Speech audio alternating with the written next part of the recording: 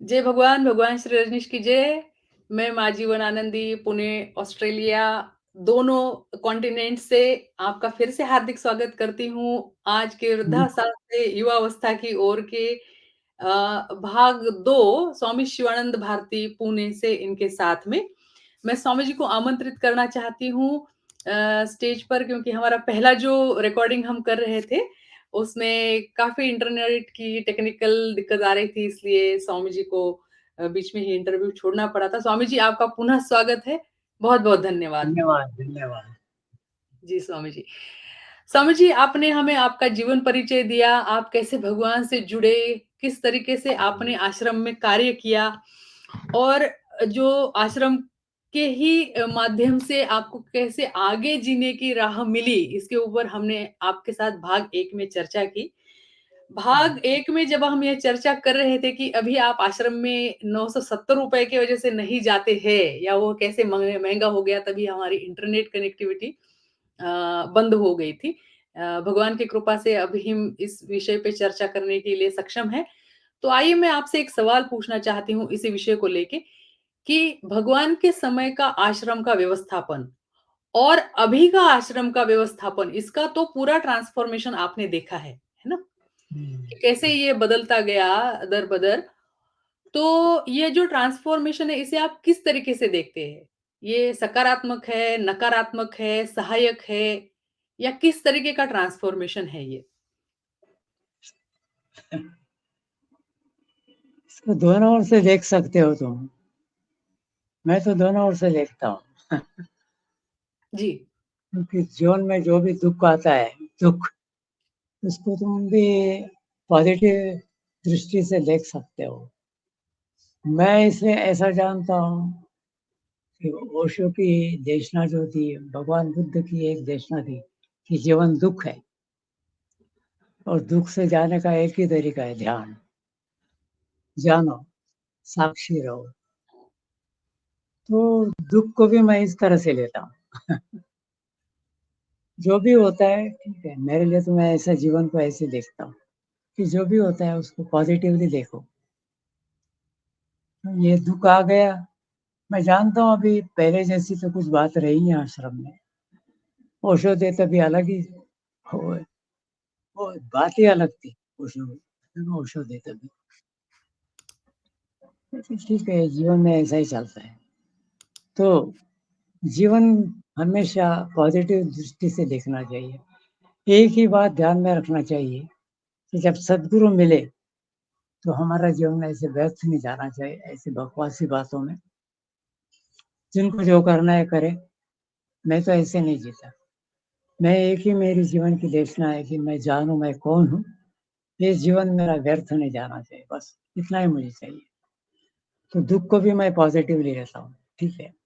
जी, ऐसे मैं जीता हूँ जी। और मैं काम करते वक़्त भी जितना हो सके होश सँभालता हूँ। बहुत अच्छी बात है स्वामी जी। तो इस बात से मैं 2 चीज़ें यहाँ पे इसका अर्थ निकालती हूँ कि एक तरीके से आप ये मानते हैं कि अभी जो व्यवस्थापन है वो नकारात्मक हो गया है और आप जो बोल रहे हैं कि सारे सन्यासियों ने अपना ध्यान जो है अपनी आध्यात्मिक प्रगति की ओर ही केंद्रित करना चाहिए इन सब चीज़ों में जाने की बजाय, है ना? इस वाद-विवाद में जाने की बजाय। यहाँ आप यहाँ पे सुझाव देना चाह रहे हैं। तो यहाँ पे मेरा एक सवाल आपको यह है स्वामी जी, कि जो जीवन आपने भगवान के साथ जिया या जो आपने डायनामिक कुंडलिनी करने के लिए जो आपको एक स्पेस मिला वहाँ पे, है ना? ध्यान में गहरे जाने के लिए, क्या आप नहीं चाहते कि वह स्पेस आने वाले नव सन्यासियों के लिए भी अवेलेबल रहे? ज़रूर मैं चाहता हूँ, लेकिन मेरे मेरे जीवन की बात देख रहा हूँ। मैं तो चाहता हूँ कि आश्रम फिर वैसे फले-फूले जब ओशो थे तभी। मैं ऐसे ही चाहता हूँ। तो कुछ लोग हैं जैसे आप जैसे लोग हैं, अभी यंग है, एनर्जी से भरे हुए हैं। बहुत सारे सन्यासी कर रहे काम, कोशिश कर रहे। कोर्ट में जा रहा है, सुप्रीम कोर्ट तक केस चली गई। लेकिन देखना चाहिए, सबको देखना चाहिए। मैं तो मोदी जी से भी रिक्वेस्ट करता हूँ, क्योंकि मोदी जी भी अपने जो हमारे पीएम हैं इंडिया के, वो भी ओशो की किताबें, उनकी लाइब्रेरी भरी है ओशो की किताबों से। जी, जी। तो मैं भी चाहता हूँ कि मोदी जी भी ध्यान दें कुछ इसमें, क्योंकि ये ध्यान की जगह है और ऐसी जगह जहाँ पर हज़ारों साल के बाद ऐसा सद्गुरु पैदा हुआ, ऐसी जगह। तो इसको ऐसे ही व्यर्थ नहीं ऐसे ही गँवाना चाहिए, ये ध्यान के लिए ही बने रहे, मैं ये चाहता हूँ। ये जो बकवास चल रहा है, ये बजाज जो खरीद रहा है, ये बजाज को भी सेंस होना चाहिए कि ध्यान की जगह को कैसे खरीदें। जहाँ ऐसा सत्पुरुष हुआ उसकी जगह को कैसे खरीदें? ये ध्यान की जगह है, तो इसलिए मुझे दुःख भी होता है, लेकिन ये पैसे वालों को क्या कहें अभी, उनका जीवन ऐसा है, पैसा, पैसा, पैसा और बाद में पछताते हैं लोग, जब समय गुज़रते चले जाएगा, है ना? और जब ओशो पूरी दुनिया में फैल जाएँगे, तब बजाज का क्या होगा? दुःख से भरा होगा वो, कि मैंने ये क्या किया? ये बहुत बड़ी गलती की है उसने। लेकिन वो जो ध्यान करते हैं उनको ये बात समझ में आ जाती है। जो पैसे के पीछे पागल होते हैं उनको नहीं समझ में आती बात। ऐसे तो आपकी इच्छा है कि यह जगह तो संरक्षित रहनी चाहिए, लेकिन आपको कहीं न कहीं ऐसा महसूस होता है कि आपके लिए अभी आपकी प्रायोरिटी ध्यान है, क्योंकि आपके पास अभी इतनी ऊर्जा नहीं है कि आप जो आश्रम को बचाने की जो मुहिम चल रही है, उससे जुड़ पाएँगे या जुड़ पा रहे। लेकिन मैंने आपको देखा है कि आप काफ़ी सारे आंदोलन में आपकी क्षमता के हिसाब से आपने भाग लिया था। जब आनंद मधु माँ ने कीर्तन का जो एक रैली निकाला था, तो मैंने आपको देखा था कि आप वहाँ पे पार्टिसिपेट थे। तो आप आपकी तरफ से जितना आप बन पाता है, आप कर पा रहे हैं वहाँ पे, है ना? तो ये तो बहुत आपने बात अच्छी की, अगर कि पीएम मोदी जी इसमें थोड़ा ध्यान दें तो थोड़ी-सी ये बातें हो सकती है। लेकिन पीएम मोदी जी को देखती हूँ मैं जभी भी तो मुझे एक कहावत याद आती है, "एक अनार और 100 बीमार।" तो बेचारे मोदी जी क्या-क्या करेंगे, है ना? और मोदी देश जी का का ध्यान हमारे तक आने के लिए हमें एक बहुत बड़ा आंदोलन खड़ा करना पड़ेगा, क्योंकि हम उनके लिए क्या है, वोट के हिसाब से हम तो उनके लिए कुछ भी नहीं है ना। जब तक हम वोट की नीति में नहीं आते तब तक हमें कौन पूछेगा स्वामी जी, है ना? ये तो दुखद सत्य है ना राजनीति का। मोदी जी चाहे कितनी भी बड़ी आध्यात्मिक परंपरा से, किसी भी मठ की परंपरा से आते हैं या उन्हें उस आध्यात्म की ऊर्जा का भी ध्यान का ये होगा, तो भी वह एक राजनेता है और राजनेता का जो धर्म है वो निभाते हैं कि जब तक उसमें उनको कोई वोट की मलाई वो ना दिखती हो, तब तक वो हमें वो ध्यान नहीं देंगे। राजनेता वो राजनेता के पहले क्या थे मालूम है? योगी थे, योगी। योगी थे। हाँ, तो मुझे लगता है योगी कि का उन्होंने पहले उनका धर्म और फिर राजधर्म निभाना चाहिए, ये हमारी रास्ता अपेक्षा है और हो सकता है कि वो कभी अगर ये हमारा इंटरव्यू सुने तो शायद हमें न्याय दे। ऐसी हम उनको दरख्वास्त करते हैं, ऐसी उनसे प्रार्थना है कि मैं आप तो मैं प्रणाम सक्षम करता हूँ, मोदी जी को प्रणाम करता हूँ। तो भाई हम तुम सभी देखो, मोदी जी को प्रणाम करते हैं, इतना कार्य उन्होंने हाँ, किया है, इतना कार्य किया है उन्होंने, इतना तो करो हमारे लिए, ओशो एक के लिए, हमारा सद्गुरु के लिए। बिल्कुल, बिल्कुल। इतना जय कर दो, बजरंग बली बोल रिक्वेस्ट दीजिए कर और दो। हमारा भी काम कर दीजिए। बिल्कुल। तो अभी तो धीरेन्द्र शास्त्री बागेश्वर धाम वाले बाबा जो है वो नेपाल गए थे। मैं अभी पिछले हफ्ते नेपाल रह के आई हूँ। मैं काफ़ी 15 दिन वहाँ पे थी। आरएसएसआई की रजनीश साधना संघ इंटरनेशनल की फर्स्ट वर्ल्ड कांग्रेस वहाँ पे स्वामी बोधिसत्व स्वामी आनंद अरुण जी ने ऑर्गेनाइज़ की थी। और इसमें भगवान की देशना को किस तरीके से बचाना चाहिए या भगवान की क्या चीज़ है जो बचाने योग्य है। इसके ऊपर 3 दिन काफ़ी मंथन हुआ और काफ़ी इस बात की वहाँ पे चर्चा हुई कि देशना क्या है और वहाँ पे काफ़ी बातों पे ध्यान को लेके दिनचर्या को लेके, सन्यासियों को लेके एक गाइडलाइन निकल के आई है जो सर्वसहमति से उसे पब्लिश किया है स्वामी जी ने, उनकी वेबसाइट पे भी और बुक के स्वरूप में भी पब्लिश किया है। तो वह मैं उसके ऊपर कभी और एक अलग वीडियो बनाऊँगी, लेकिन वहाँ पे भी ये बात आई कि स्वामी धीरेन्द्र शास्त्री जी आए थे बागेश्वर धाम वाले बाबा जी और उन्होंने भी यह बात बोली कि भगवान को वो हर रोज़ रात को सुनते हैं और फिर सोते हैं, बागेश्वर बाबा। तो और उन्होंने बोला कि और वो बोलते भी हैं भगवान का रेफ़रेंस जहाँ-जहाँ बोलते हैं मृत्यु का सेलिब्रेशन होना चाहिए तो बोलते हैं ओशो ने बोला है। बाकी संत जो है ना, भगवान की बात तो बोलते हैं लेकिन नाम नहीं लेते, तो वैसे बागेश्वर बाबा, धीरेन्द्र शास्त्री जी जो है वो बहुत ही नहीं, रेबेलियस। एक बाबा है वो भी बोलते हैं, ओशो को रिफ़र करते हैं हमेशा, मुरारी बाबू। हाँ, मुरारी बापू जी भी ब धीरेन्द्र शास्त्री जी के पहले से बोलते आ रहे हैं, उसके लिए उनकी काफ़ी अवहेलना भी हुई है ऑर्थोडॉक्स हिंदू संतों की तरफ से या कोई ऑर्थोडॉक्स हिंदू लोगों की तरफ से।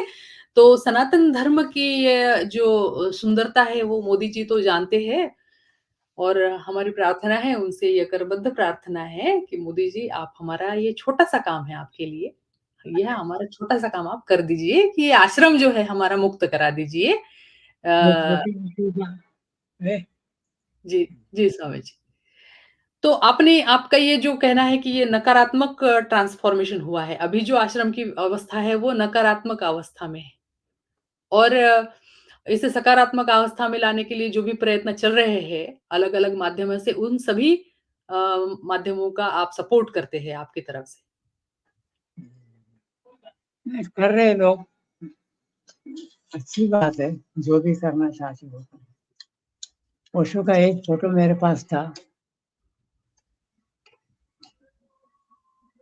हाँ, वाह!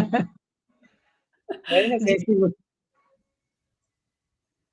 मैंने ओशो वाज़ ए प्रोफ़ेसर, वो हुँ, टाइम का फ़ोटो है। बहुत सुंदर फ़ोटो है, बहुत सुंदर। कैसी तेजस्वी आँखें उनकी।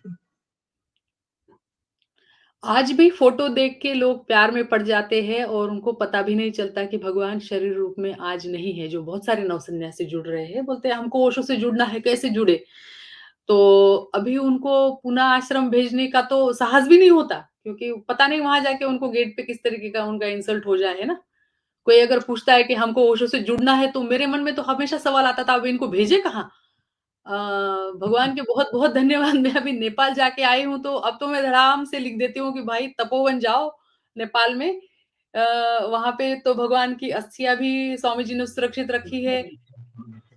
भगवान की कुर्सी भी है, भगवान का रोब भी है और 2 समाधि बनाई है उन्होंने स्वामी जी ने वहाँ पे और बहुत सघन ऊर्जा है वहाँ पे। जी, स्वामी जी, ये आप हमारी माँ प्रेम निरवा। नमस्ते माँ प्रेम निर्वाह। नमस्ते, नमस्ते। हुँ।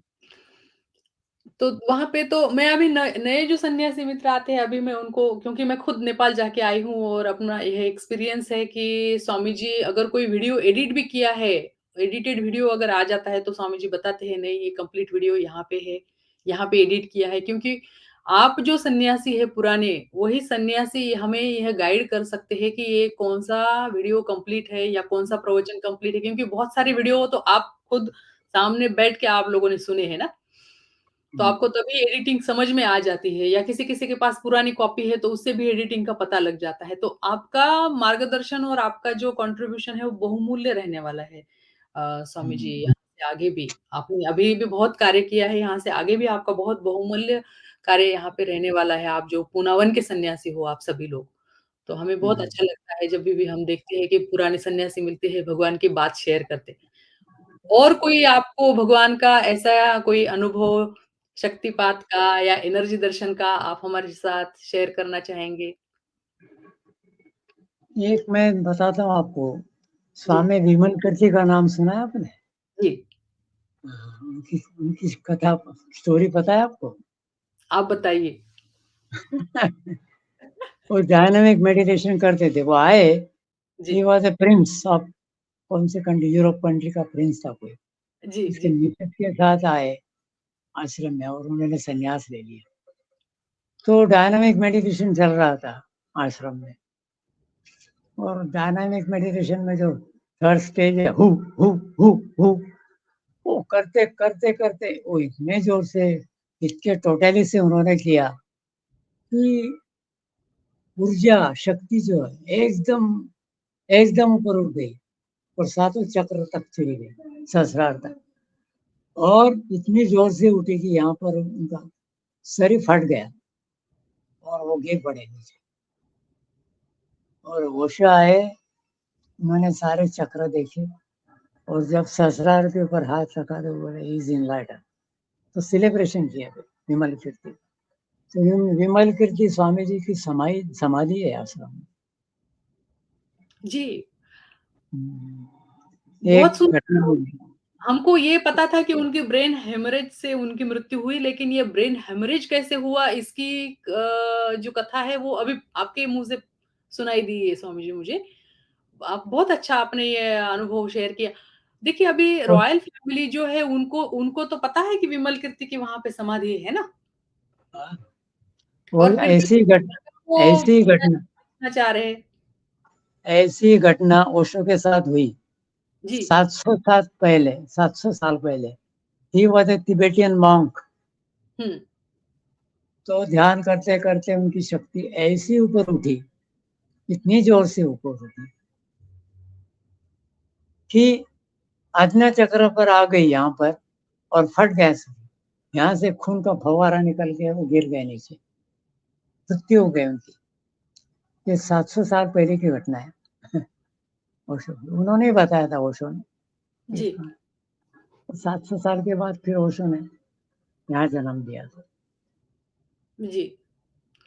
अभी मैं नेपाल गई थी जो मैं बता रही थी, तो वहाँ पे आनंद अरुण स्वामी जी ने भी ये कथा बताई कि 700 साल पहले उनकी जो आध्यात्मिक बात जो आपने बताई आज्ञा चक्र पे आके रुक गई थी और फिर उनकी बॉडी जो है वो तिब्बत के लोगों ने वो संजो के रखी है। वहाँ पे कुछ 100 शरीर उन्होंने गोल्डन कैस्केट्स में संग्रहित करके रखे। उसमें 97th नंबर की जो बॉडी है, वो भगवान के जो 700 साल पहले का जो जन्म था, पिछला जन्म, तब की बॉडी वहाँ पे है, जिसका किसी को दर्शन उनको ध्यान में हुआ था और फिर उन्होंने बोला था कि आपकी तीसरे नंबर की है, तो भगवान ने बोला तीसरे नंबर की तुम पीछे से गिन गिन रहे हो, वो एक्चुअली 97th नंबर की है मेरी बॉडी, तो तुम्हारा 3 बराबर है लेकिन तुम पिछली तरफ से गिन रहे थे। या सामने की तरफ से गिर रहे थे, तो मेरा 97th नंबर की बॉडी है। तो ये किसी को एक को ध्यान में भी अनुभव हुआ था, जिसका रिइटरेशन स्वामी आनंद अरुण जी ने अभी नेपाल में जो कॉन्फ्रेंस हुई थी उसके दरमियान किया था। तो बहुत सुंदर अनुभव आपने विमल कीर्ति जी का बताया। तो ये आश्रम के अंदर तो बहुत सारी समाधियाँ हैं ना स्वामी जी? भगवान की खुद की समाधि भगवान ने डिज़ाइन की है और वहाँ पे भगवान की अस्थि रखी हुई है। अच्छा, जब भगवान की मृत्यु हुई थी तो उस दिन आप पूना में थे, है ना? हाँ, थोड़ा उस दिन का घटनाक्रम हम आप हमें बता सकेंगे? क्या-क्या हुआ था? कैसे हुआ था? आपको कब पता चला? 19 जनवरी 1989 आप कहाँ थे? अब मैं तो आश्रम में ही था। जी। जब हमें पता चला, एक दिन पहले कुछ ऐसी बातें समझ में आ रही थी कि ओशो बीमार है, बीमार है। और एक यहाँ पर डॉक्टर एक थे, यहाँ पर कोरेगांव पार्क में रहते थे, क्या नाम था उनका? गोकानी? हाँ, गोकानी। हुँ। तो डॉक्टर गोकानी को उन लोगों ने बुलाया, फॉरेनर लोगों ने। जयेश था, अमृतो था, उन्होंने बुलाया और उनको एक दूसरे रूम में रख दिया, तो यहाँ बैठो। और वो 1 घंटे 2 घंटे वहां रुके, फिर बाद में बुलाया। तो ओशो ने शरीर छोड़ चुके थे तभी। फिर हुँ। बोले तुम सर्टिफिकेट दे दो, डेथ सर्टिफिकेट। तो ये घटना तो अब सबको मालूम है क्या हुआ था। फिर वो ओशो की बॉडी लाई, तो सब लोग तो शॉक आ गए कि ओशो चले गए करके। कुछ लोग तो बेहोश हो गए, ऐसी घटनाएं हुई बात सुन के। मैंने ये भी सुना था किसी ने तो आत्महत्या कर ली, बिल्डिंग के ऊपर से जब मारा। ऐसी भी घटनाएं हुई जब ओशो की मौत की खबर सुनी। अभी मैं क्या करूं, मैं तो सभी सन्यासी तो हैरान हो गए थे ओशो को ये बात सुन के। हमें इतना शौक था कि रोना भी नहीं करने रहा था आपसे, ऐसे शौक में थे हम लोग। लेकिन वो पता नहीं ये सब खेल क्या, अब मुझे कुछ पता नहीं भाई। कोई बोलते हैं उनको पॉइजन देके मार डाला, कोई कुछ बोलता है। कुछ समझ में नहीं आता ये सब क्या खेल है, मुझे कुछ समझ में नहीं आता। तो दुकानी बोल रहे थे कि वो जब शरीर देखा तो जैसे उनके कपड़े के ऊपर कुछ दाग थे, जहाँ से वॉमिटिंग हो गई थी, उल्टी हो गई, ऐसे कुछ कपड़े पर थे ना, ऐसे गोकानी बोल रहे थे। आई डोंट नो, ये सब खेल अभी क्या बोलने का है, ये चक्र क्या है, ये अस्तित्व का क्या खेल है, अस्तित्व का पता नहीं। हुँ। लेकिन ऐसे ओशो की बहुत, आप तो सब जानते हैं ओशो के बारे में, उनको कितनी यातनाएं दी गई, स्लो पॉइजन दिया रेगन ने, रोनाल्ड रेगन ने, ये सब सबको मालूम है ये कथा। फिर हम गए थे प्रेत यात्रा में, तो पूना में बर्निंग घाट रोड के ऊपर ओशो के शव को जलाया। मुझे ऐसा सदमा लग गया था माँ जी, कि मैं बैठा था चिता के बाद में, वैसे ही बैठा रहा, सुबह तक मैं वैसे ही बैठा रहा। मुझे कुछ ऐसी पीड़ा हो रही थी कि मैं चुप बैठा, तो बैठे ही रहा। सुबह को फिर आए कुछ सन्यासी, उन्होंने उठाया हमको, स्वामी चलो अभी। तो लोग ऐसे थे वहां पर, मैं देखा, मैं तो कुछ समझ में नहीं आ रहा था, मैं मौन में चला गया था, मुझे शौक था। तो लोग आ रहे थे, मिट्टी वो उसी की चिता के ऊपर से वो राख निकाल के लेके जा रहे थे, कोई हड्डी को निकालने की कोशिश कर रहा था। वहां पर कोई सन्यासी थे, उन्होंने रोक दिया। पहले कुछ लोग लेके गए राख वगैरह उठा के, हड्डी के कुछ टुकड़े, ये सब ऐसा खेल था। मैं सिर्फ देखते रहा कि ये सब क्या हो रहा है।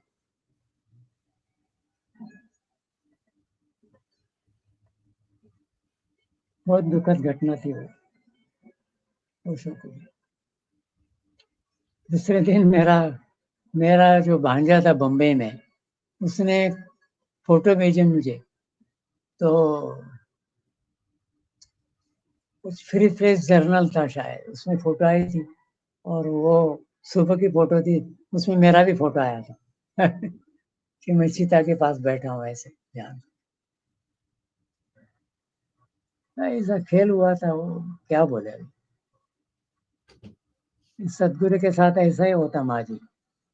आप पीछे हिस्ट्री देखोगे तो सब जितने भी इनलाइटन मास्टर हुए, जितने भी फेमस, जीसस क्राइस्ट, उनको सूली लगाई, मीरा को जहर दिया, साक्रेटिस को जहर दिया, भगवान बुद्ध के ऊपर पागल हाथी छोड़े उसके भाइयों ने, महावीर के कान में जलती सलिया डाली, आप तो जानते। अभी अभी मैंने खबर सुनी कि तुकाराम महाराज को भी इंद्रायणी नदी में डुबा के मार डाला इन बम्मनों ने, और अफवाह उड़ा दी कि पुष्पक विमान आके लेके गया। ऐसे खेल होते रहते हैं, ये जो सदगुरु के साथ ऐसे खेल होते रहते। ओशो, ये जो सामान्य आदमी है, उसको ओशो भीड़ बोलते थे, ये भीड़ है बोले, इनको कोई लेना देना नहीं, भीड़ बोलते थे ओशो उनको, कॉमन आदमी।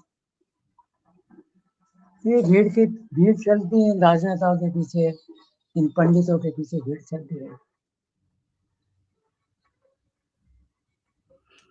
भगवान के जो सन्यासी थे तब के, जो भगवान के साथ थे, तो किसी सन्यासी के मन में ऐसा ख्याल नहीं आया कि हमको आंदोलन करना चाहिए, ये ऐसे अचानक कैसे हो गया? आपने ऑटोप्सी नहीं की, ऐसे कैसे आपने बॉडी बर्न करने के लिए लेके गए? क्योंकि ऑटोप्सी करने का नियम तो तभी भी था। तो ऐसे तब कोई माँग नहीं उठी वहाँ पे? वो क्या हुआ माता जी, एक जैसे उसने शरीर छोड़ा, हुँ, 5 बजे में उनको उठा के लेके चला गया। बाप रे! 5 बजे, 1 घंटे के अंदर सब फिनिश कर दिया, क्योंकि उनको भी डर था। इसलिए तो गोकानी बोले कि ये, बोले थे, मैंने बोला था उनको किया था ऐसे, इसका ये करो, टेस्ट करो बॉडी का, लेकिन मेरा कुछ सुना नहीं, और लेके जला दिया उनको। तो इसलिए शक आ रहा है कि इन लोगों ने खेल खेला है कुछ, जी। इतनी जल्दी क्यों किया, हुँ। मैं इतनी अभी जल्दी। किसी एक पुराने सन्यासी से मैं बात कर रही थी, उनको भगवान ने उनके ध्यान में विज़न दिया कि पहले तो इनको ज़हर दिया, लेकिन ज़हर देने के बावजूद वो मरे नहीं थे। तो ये मर ही नहीं रहा है बुड्ढा ये बोल के ये 5-6 लोग उनके कमरे में गए और उन्होंने पिलो से उनको दबा के उनकी जान ले ली। इस तरीके का विज़न भगवान ने जो एक पुराने सन्यासी है उनको दिया और ये घटना जब मुझे अभी-अभी पता चली तो इतना मन विचलित हो उठा है और ऐसे लग रहा है कि सन्यासियों के रगों में खून नहीं सही में पानी दौड़ रहा है क्योंकि इतना सत्य होने के बावजूद, इतनी इंटेलेक्चुअल कम्युनिटी भगवान के शिष्य होने के बावजूद अ, इतने रेबेलियस मास्टर के इतने रेबेलियस सन्यासी होने के बावजूद वहाँ पे किसी भी तरीके का आंदोलन वो करने की हिम्मत नहीं रखते हैं। ये देख के इतना दुःख हो रहा है स्वामी जी कि किसी भी चीज़ में मन नहीं लग रहा है कि ये कैसे कैसे और एक एक व्यक्ति इतने पावरफुल ये लोग हैं जैसे अभी जब डिस्कशन निकलता है तो सारा जो इशारा निकलता है एनालिसिस के बाद कि ये तो वेटिकन की तरफ और ब्रिटिश रॉयल फैमिली की तरफ ये उँगली उठती है कि इन लोगों ने जिस तरीके से विमल कीर्ति की मृत्यु हुई उसके बाद जो रॉयल फैमिली की जो मीटिंग हुई थी जिसमें ये डिसाइड हुआ था कि ओशो का नामो-निशान मिटा देना है और ये आदमी खतरनाक है, ये दिखना भी नहीं चाहिए इतिहास के पन्नों में कहीं। इसलिए उन्होंने ये जो खेल खेला है इस तो ये पूरा इंगित है कि वेटिकन, क्रिश्चियनिटी और ब्रिटिश फैमिली ने जो ये गेम खेला भगवान के साथ में, इतनी पावरफुल एक संस्था इसके पीछे होने के बाद एक सन्यासी तो इसके अगेंस्ट कुछ नहीं कर सकता। सारे सन्यासी सारे और ख़ास करके इसमें अभी की जो लड़ाई चल रही है इसमें भारतीय सन्यासी ही ज़्यादा अग्रेसर है, यूरोपियन सन्यासी तो ज़्यादा अग्रेसर नहीं है। अपनी-अपनी थेरेपी लेके बैठे हैं, वो थेरेपी के माध्यम से पैसे कमा रहे हैं भगवान के नाम पे। So European sannyasis are not bothered what happened to Bhagwan. They just want to encash the therapies and meditation and they just want to make money out of the teachings. They are nowhere bothered like what happened. They're just bothered about themselves. So it's a cold-blooded murder and uh, this can happen in 21st century. That's again a sad thing. How much crime against humanity has happened. Unfathomable crime. तो और जिसने किया, जिस जिस संस्था ने उनके ऊपर ये अत्याचार किए, जिस कंट्रियों ने उनको ये अत्याचार किए, उनकी आज की अवस्था क्या है हम तो देख रहे हैं क्योंकि आप एक बुद्ध के साथ जो आप व्यवहार करेंगे उसी का उतनी ही ज़ोर से उसकी इको आपके पास आएगी ना। इंदिरा गांधी का क्या हुआ, राजीव गांधी का क्या हुआ, रोनाल्ड रीगन का क्या हुआ, अमेरिका का क्या हुआ, कनाडा, फ्रांस, इटली ये जो देश जिन्होंने उनको एंट्री नकारी, नेपाल का राजा जिसने भगवान वहाँ 45 डेज़ थे उस सोरठी होटल में जहाँ रुके थे, मैं वहाँ जाके देखती हूँ, वहाँ से 2 किलोमीटर के अंतर पे उनका पैलेस है नेपाल के राजा का। लेकिन वो मिलने नहीं गए 45 डेज़ उनको अमेरिकन गवर्नमेंट ने प्रेशर किया था कि आप भगवान से ना मिले। तो उनकी तो पूरी भगवान के जाने के बाद उनके तो पूरे परिवार का खात्मा हो गया एक डिनर पे ना, पूरा परिवार ही उनका खत्म हो गया, किसी ने मर्डर कर दिया। तो आपने बुद्ध के साथ क्या व्यवहार किया इसका तो इतना सूक्ष्मतम रूप में वो इतने ज़ोर से वो आया है और इतना एम्प्लीफाई होके आया है। तो वो जो आपने दिया वही द्विगुणित, हज़ार गुणित, सहस्त्र गुणित होके वापस आया उन लोगों के पास। ये समझने की क्षमता भी नहीं है और दुखद बात तो ये है। और ये तो सामान्य लोग हैं, लेकिन जो सन्यासी है, जो नवसन्यासी है, जो आज भगवान को सिर्फ़ एक एम्प्लॉयी बोलते हैं अभी न ओशो इंटरनेशनल फाउंडेशन के जो अभी के ट्रस्टीज़ हैं। वो बोलते हैं कि Osho is our employee and tomorrow they are going to say कि he was just an author and tomorrow they can write a fantasy book in his name. जैसे मिल्स एंड बुन्स की रोमांटिक फैंटेसी आती थी, Sherlock Holmes की कोई एक suspense वाली novel आएगी। ऐसा ही बोलेंगे ये ओशो ने लिखा हुआ है ना? तो ये फिर बचाने जैसा क्या है? ये देशना में बचाने जैसा आश्रम तो है ही, एक जगह तो चाहिए ध्यान करने के लिए। लेकिन उसके ऊपर जो देशना कितना है, सुना, ये आपकी वो बात सच है, आपकी बात सच है, लोगों ने उठना चाहिए। क्या बोलने का अभी?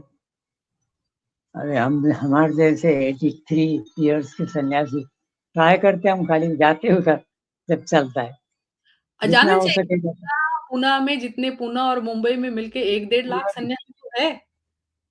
पूना के सन्यासी को भी होश आना चाहिए ये सब।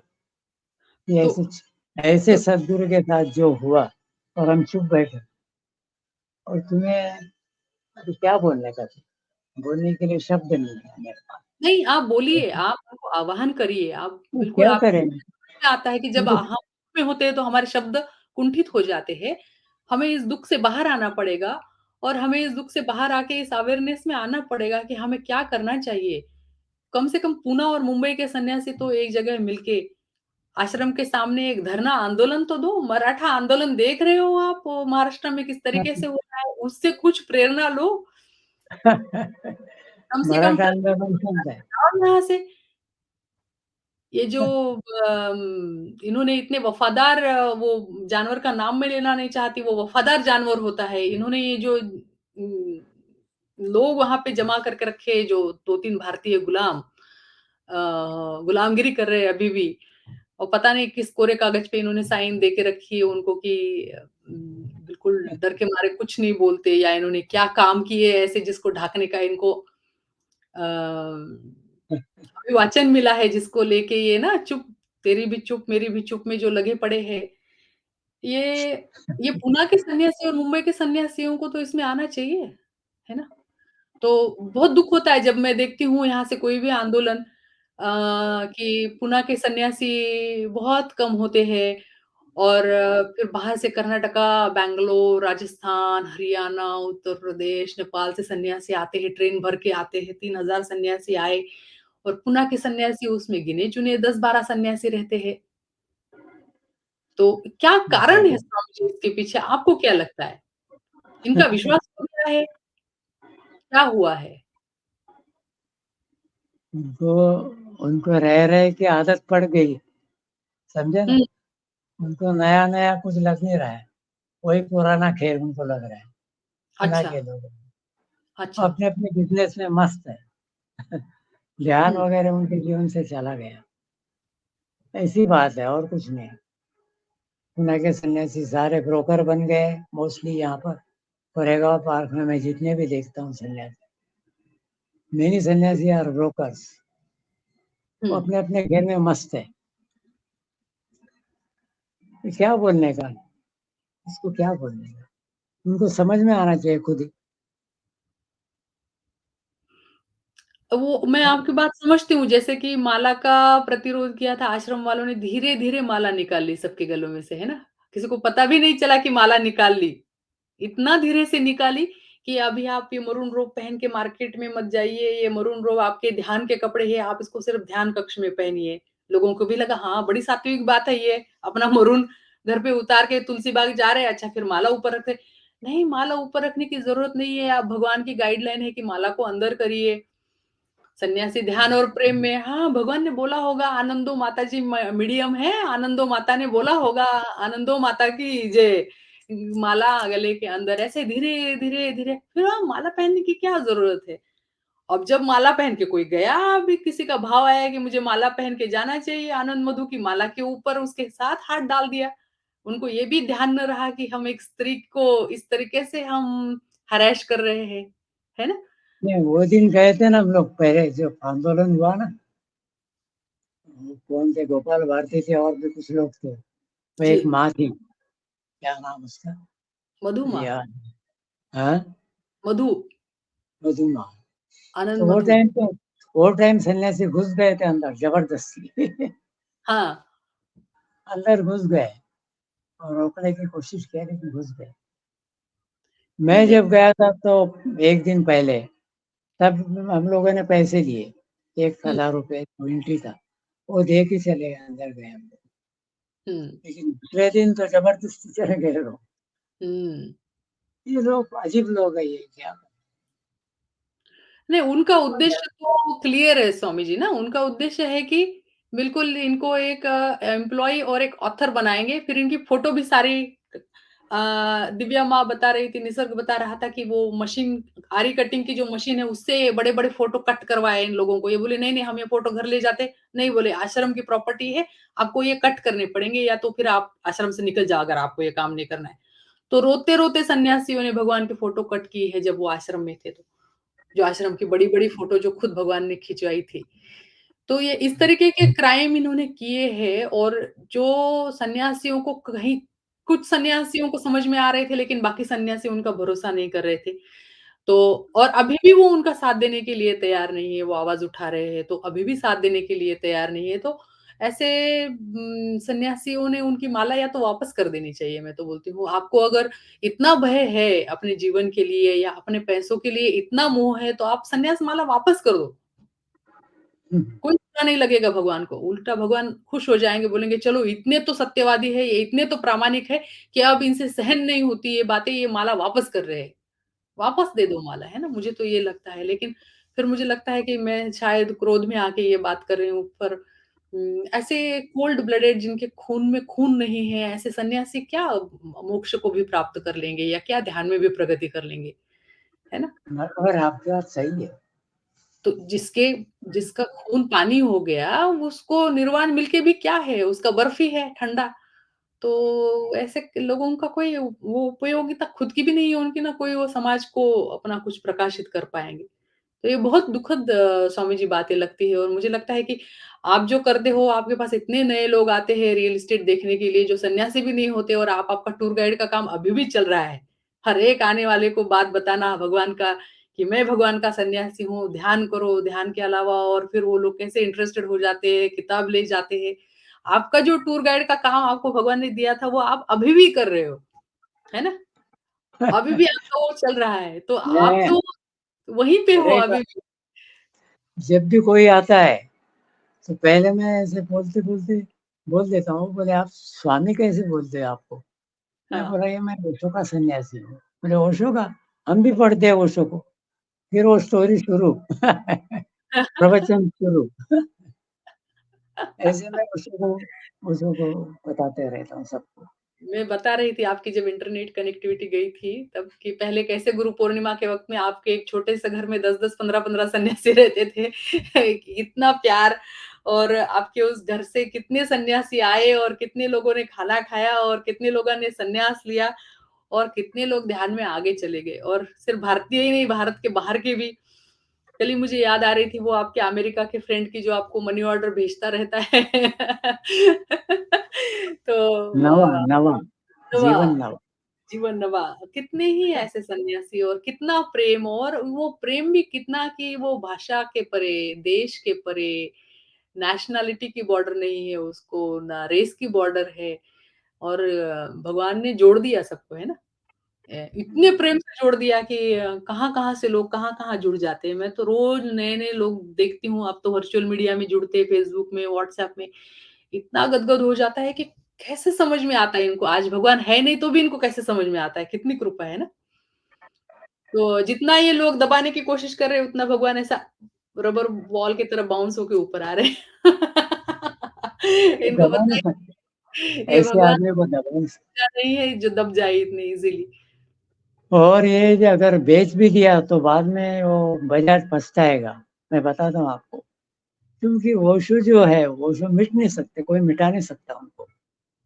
तो धीरे-धीरे जब ये बात बहुत ऊपर हो जाएगी, फैल जाएगी दुनिया में, क्योंकि ये अभी आप देख रहे हैं धर्म के नाम पर, देश के नाम पर क्या चल रहा है। कैसा युद्ध शुरू हुआ, कितने ज़रूर, लोग मारे गए बेकसूर लोग, धर्म के नाम पर और देश के नाम पर। तो बिल्कुल। ओशो तो इसके खिलाफ थे, ओशो हमेशा ही बोलते थे बकवास है। वसुंधरा एव कुटुम्बकम उपनिषद का जो वचन है कि पूरा विश्व, पूरी दुनिया एक एक फैमिली है हमारी, हम मिल-जुल के रहें। लेकिन पंडे, सारे धर्मों के पंडे और राजनेता, इनकी बात तो इनको कुर्सी चाहिए, तो बस वो ऐसे ही धंधे करते हैं। ये बकवास है। धीरे-धीरे लोग समझ जाते हैं, ओशो को समझ गए लोग, लेकिन ऊपर उठने के लिए वक़्त लगता है ऐसे आदमी को, टाइम जी, लगता है। समझ जाएँगे धीरे-धीरे। जी, समझ और कोई संदेश आप सारे नए सन्यासियों को देना चाहते हैं?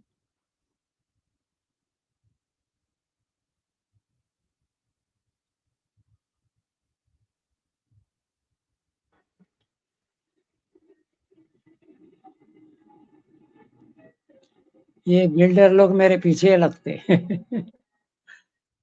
ये फ्लैट हमारा सेल करो, वो फ्लैट सेल करो। अभी हुँ। माँ ने मुझे बुलाया था घर में। बोला क्या तुमको? मेरा माँ ने बुलाया, बोले आ जाओ। खाना खिलाया। मैं बोला क्यों? तो बोले वो दामाद को बुलाना पड़ता है अक्षय तृतीया के अच्छा, दिन। अच्छा। हाँ। जी, मैंने आपको सवाल ये कहा था कि जो नए सन्यासी हैं, इनको आप कोई संदेशा देना चाहते हैं? नहीं, ये आपके जैसा संदेशा कौन नहीं दे सकता। मैं दे नहीं सकता, तुम दे सकते हो। बस नहीं। ध्यान करो। मेरा संदेशा बूढ़े आदमी का, जो भी देख रहे जीवन में देखो, समझो और अपने ध्यान करो। और जो गलत बात है उसके खिलाफ तो आवाज उठाना ही चाहिए। सब लोगों ने आवाज उठाना। गलत है तो गलत। चुप करके बैठो तो फिर तुम बाद में पछताते हो। बिल्कुल। जितना अपने से हो सके इन के खिलाफ तो आवाज उठाना ही चाहिए कि इन्होंने क्या किया, कैसे थे अपना आश्रम और इन लोगों ने क्या किया। और क्या बोले, सब तो जवान सन्यासी है। सब सन्यासी को मैं भी रिक्वेस्ट करूंगा, जितना हो सके आप उठो। उठो और अपने कम्यून को, अपने आश्रम को बचाओ। क्योंकि ये जगह ऐसी है जहाँ पर उस महापुरुष की शक्ति है, उसकी ऊर्जा है वहाँ पर। तो उसको ऐसे जाने नहीं देना चाहिए। ऐसी मेरी आखिरी देशना सबको, सबको प्रेम से मैं यही बोलता हूँ कि बचाओ, अपने कम्यून को बचाओ। जितना हो सके तुम करो। तुम्हारी कोई पहचान होगी जिससे ये बंद हो सकता है, ये बकवास बंद हो सकती है। तो अपने बहुत सारे सन्यासी किसी बड़े बड़े व्यक्ति से जुड़े हुए हैं, है ना? तो ऐसे व्यक्तियों ने भी आगे आके कुछ करना चाहिए। जी।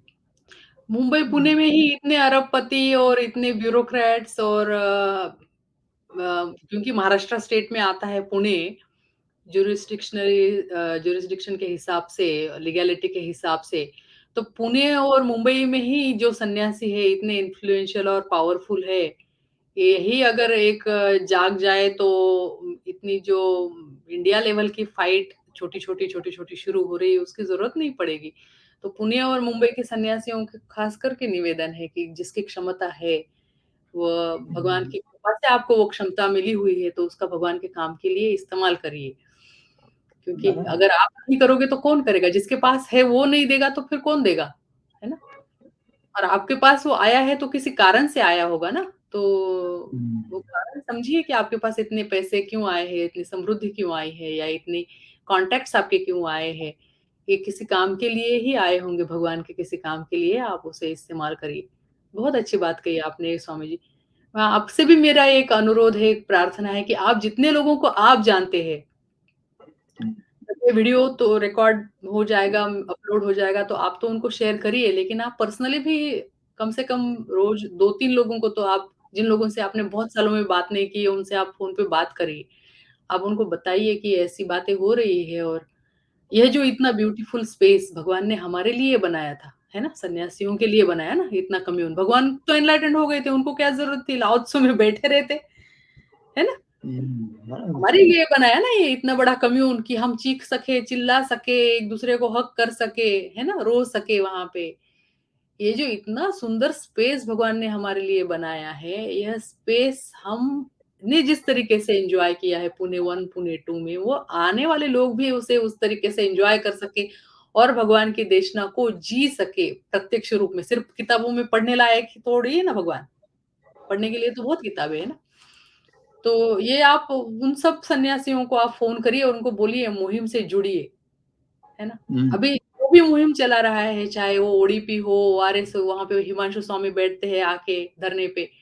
रोज़ 4 लोग तो जाके बैठिए उनके साथ, उनकी कितनी हिम्मत बढ़ेगी, है ना?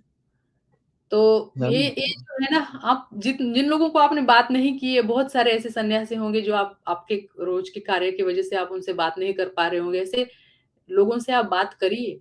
वो शिवा स्वामी देखिए, इलेक्ट्रीशियन शिवा स्वामी, उनकी कितनी इच्छा थी समाधि में जाने की, वो उसके पहले ही गुज़र गए बेचारे, है ना? तो ऐसे कितने पुराने सन्यासी हैं जिनको अंदर जाने की इच्छा है, जहाँ पे उन्होंने उनका जीवन बिताया है, उनको अंदर जाने की इच्छा है, लेकिन इन बुरे लोगों के कारण से वो अंदर नहीं जा पा रहे हैं। तो आपसे भी मेरा अनुरोध है, क्योंकि आप बहुत सारे लोगों से कनेक्टेड हूँ, मैं जानती हूँ आपकी डायरी में ढेरों नंबर है और बहुत सारे सन्यासी, और आपका मान भी रखते हैं सारे सन्यासी, क्योंकि मैं जैसे बोलूँगी तो वो बोलेंगे, हाँ, ये क्या जवान खून है, उछलता रहता है। इस तरीके की बात भी आती है लोगों के मन में, है ना? कि इन लोगों को कुछ ध्यान का पता तो है नहीं, तो ये लोग तो बातें करते हैं यूट्यूब चैनल पे आके। तो आपसे भी मेरा अनुरोध है कि जो बात मैं ये कह रही हूँ, अगर आपको लगता है कि इसमें कोई तथ्य है, तो आप भी आपकी तरफ से आप एक फ़ोन उठा के तो आप लोगों को प्रेरणा दे ही सकते हैं ना। ज़रूर, ज़रूर।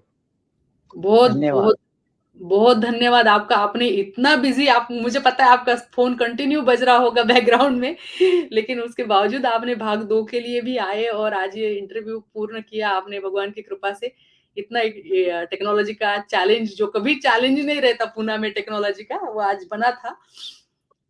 लेकिन भगवान की कृपा से ये रिकॉर्ड हो गया। बहुत सुंदर बात हो गई भगवान, स्वामी जी, बहुत-बहुत अभी धन्यवाद। नेट चालू अभी नेट चालू हुआ है। अच्छा, अभी उन्होंने बोला कि हाँ, ज़्यादा कोई भड़काऊ भाषण नहीं दे रहे हैं बाबा जी। इनका इंटरनेट रिस्टोर किया जाए।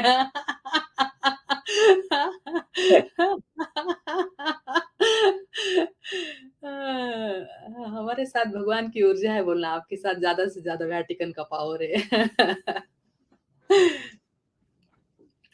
बहुत-बहुत धन्यवाद स्वामी जी आपका, और आप आपसे हमें बहुत आशीर्वाद चाहिए कि ये मुहिम आगे चलती रहे और एक दिन ऐसा आए कि हम सब फिर वापस उसी कम्यून में अपने भगवान का बर्थडे सेलिब्रेट कर सके फिर से, और गुरु पूर्णिमा सेलिब्रेट कर सके। कीर्तन ज़रूर, के साथ, कीर्तन के साथ, बॉलीवुड गानों के साथ नहीं, कीर्तन के साथ, है ना? ज़रूर करो। लेकिन मेरी सबसे एक ही विनती है, जी स्वामी जी।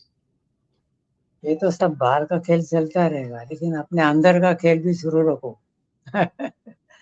ये जीवन व्यर्थ नहीं जाना चाहिए माँ जी।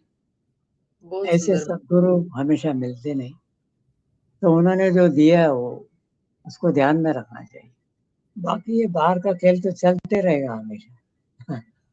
ज़ोरबादी ये बुद्धा, ये चलते। हमेशा ये हमेशा चलते ही रहता है।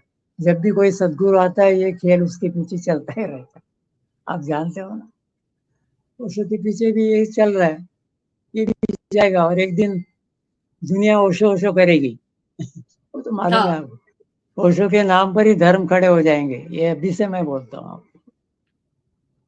ये तो दुनिया है। भीड़ जो है, भीड़ तो भीड़ है। लेकिन हम जो लोग हैं, जो इनके साथ जुड़े अभी, हमारी एक ही हमारी दिशा होनी चाहिए कि मैं जानूँ मैं कौन हूँ। ये जीवन व्यर्थ नहीं जाना चाहिए बस। मेरी तो यही इतनी इतनी इच्छा है बस। ये जीवन व्यर्थ नहीं जाना चाहिए। पता नहीं ऐसे सद्गुरु फिर कब मिलेंगे, क्या मिलेंगे? हुँ, इतनी मेरी आखिरी इच्छा। धन्यवाद आपका। Thank you. आपका मनोगत आपने हम सबके साथ साझा किया है, इसलिए मैं आपका बहुत-बहुत धन्यवाद देती हूँ, और ऐसे ही आप सारे जो सन्यासी हैं, उनके आशीर्वाद से हम लोगों को आगे मार्गदर्शन के लिए मिलेगी। ये वीडियो हमें हमेशा याद दिलाती रहेगी कि अच्छा, ये भगवान के ये सन्यासी है, ये ऐसे नहीं हुए कि जैसे है ना वो सेक्स गुरु थे, वो वहाँ जाके लोग बदनाम हो जाते हैं, ऐसे तो कुछ हुए नहीं। जो लोग आए, संन्यास्त हुए, 40-40, 50-50 साल इन लोगों ने ध्यान किया, और आज उनका आप जीवन देखेंगे तो वो पूर्णतः फलीभूत हुआ हुआ जीवन है ना? कोई ऐसे ओशो में जाके ऐसा बैठ नहीं जाता है, जो एक सामान्य धारणा थी जब आपने संन्यास लिया तब, है ना? तब लोगों के मन एक में डर बार ये एक था, यहाँ चले गए तो क्या एक होगा? एक बार एक घटना बताता हूँ। जी, लोग ओशो के बारे में क्या सोचते थे वैसे वो टाइम हाँ, सामान्य लोग। हाँ, भीड़ भीड़ क्या सोचती थी। एक बार ऐसे आए विज़िटर, तो मैं जी, उनको लेके चला। उनको पूरा आश्रम दिखाया, एक्सप्लेन किया ओशो की विज़न, सब किया। बाहर जब वो आए गेट पर, तो बोले आपने दिखाया बहुत अच्छा किया, लेकिन असली बात तो दिखाई ही नहीं। मुझे बोलते, हाँ, असली बात तो दिखाया ही नहीं। मैं समझ गया कि असली बात का मतलब क्या। हुँ, मैं बोला उनको वो असली बात यहाँ पर है तुम्हारे। क्योंकि ओशो को वो टाइम सेक्स करके जान दे सब, उनकी अफ़वाह उड़ गई थी कि सेक्स गुरु है ये। हाँ। मैं बोला यहाँ पर है तुम्हारे वो असली बात। तुमने देखा ना और दिखाई दिया तुमको कुछ? वो हँस के चला गया। ऐसी दुनिया है भाई क्या करें। हाँ, तो आप आपके जैसे सन्यासियों के ये जो इंटरव्यू मैं ले रही हूँ, उसका कारण यही है कि जो 50 साल जिन लोगों ने अपनी पूरी ज़िंदगी लगा दी भगवान के लिए और खुद को जानने के लिए, है ना? वो सन्यासियों का जीवन आज किस तरीके से है और आप ही की उम्र के जो नॉन सन्यासी या जिन्होंने भगवान के साथ नहीं जिए तब या पता भी था, वो किस तरीके से उनके जीवन को आप वो कंपेयर कर सकते हैं आपके इंटरव्यू देख के, है ना? कि किस तरीके से आपका फूल खिल गया है और उनके जीवन में क्या हो रहा है वो भगवान ही जाने। उनके ऊपर भी भगवान की कृपा हो, ऐसी हम प्रार्थना करते हैं ना। इस जन्म में नहीं तो अगले झाड़ पे क्या 200 पत्ते हैं। हो जाएगा कभी ना कभी। इस तरीके का। तो बहुत सुंदर लगा स्वामी जी आपसे बात करके और आपने इतने व्यस्त समय में समय निकाल के हमसे बात की, इसके लिए आपका बहुत-बहुत धन्यवाद। फिर कभी किसी और टॉपिक पे आपका मार्गदर्शन चाहेंगे। आज के लिए मैं आपका धन्यवाद करती हूँ। जय भगवान। प्रणाम। नमस्कार। जय हो। जय होश।